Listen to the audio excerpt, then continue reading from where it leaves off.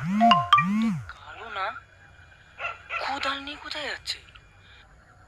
এ কালু, এত রাতে তুই কোদাল নিয়ে কোথায় যাচ্ছিস? ভাই, ওই জমিদার বাড়িতে। ওই জমিদার বাড়ি? ওখানে গেলে তো কেউ জীবিত ফিরে আসে না। তুই কেন যাবি ভাই? তুই তো জানিস ভাই, আমার দুটো মেয়ে বিদারি, টাকার অভাবে বিয়ে দিতে পারছি নি। লোকের মুখে শুনেছি ওই জমিদার বাড়িতে নাকি সোনা দানা পাওয়া যায়।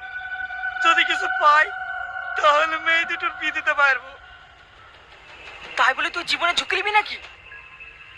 তুই আমাকে ভালো দিসনি ভাই, হ্যাঁ আমি যাবই। কালু, যাসনি Kalu, Kalu!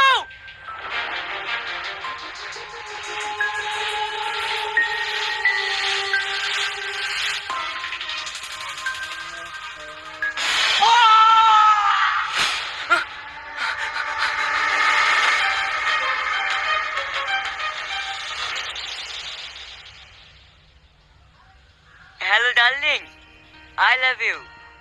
I love you too জান। আমি তোমার সাথে কালকে দেখা করতে চাই। হ্যাঁ, কালকে আমার সাথে দেখা করবা?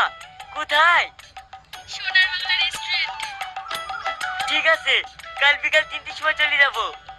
ঠিক আছে, এখন রাখছি জান। Hip hip hurray, hip hip hurray.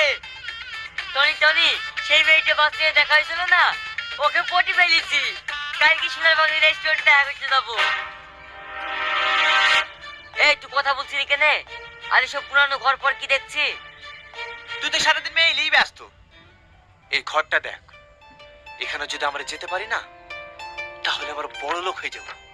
তখন আর তোকে মেয়েদের পেছনে ঘুরতে হবে না, মেয়েরাই তোর পিছনে ঘুরবে। ওই ভাঙা ঘরে কি এমন আছে যে আমরা বড় লোক হয়ে যাবো? এটা হচ্ছে অনেক পুরনো এক জমিদার বাড়ি।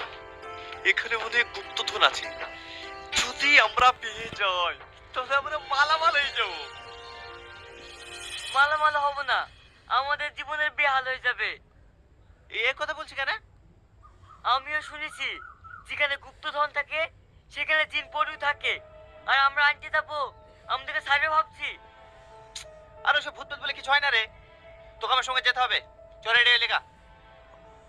না বাপু, আমারও তো লোভ নাই, পারলে তুই যা। শালা তো যাবে না রে।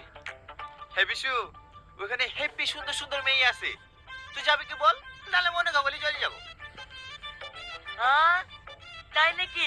ঠিক আছে ভাই, আমি যাবো, কাউকে নিয়ে যেতে হবে না। ঠিক আছে, রেডি হইলে